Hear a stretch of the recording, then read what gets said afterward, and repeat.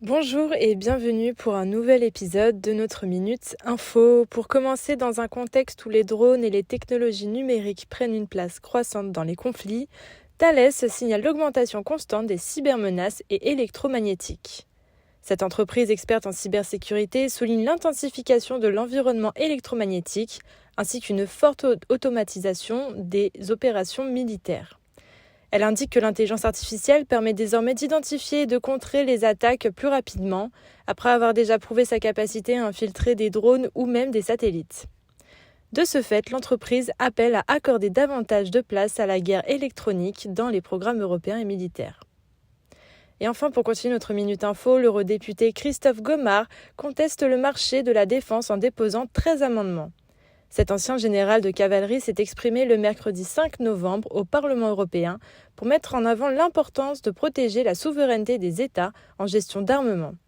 Par ailleurs, il tient à vouloir changer l'expression de marché unique de la défense en marché intergouvernemental de la défense pour réaffirmer le contrôle des États.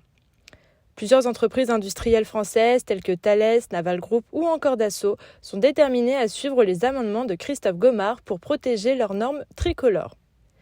Et enfin, pour terminer notre actualité, au 107e congrès des maires, les élus ont mis la sécurité au cœur de l'événement pour discuter notamment de la place des polices municipales dans la société. Laurent Nunez est revenu sur le projet de loi renforçant les prérogatives des polices municipales, projet qui doit être examiné début 2026, avec de nouvelles compétences judiciaires, notamment la possibilité d'infliger des amendes ainsi qu'un accès élargi aux fichiers.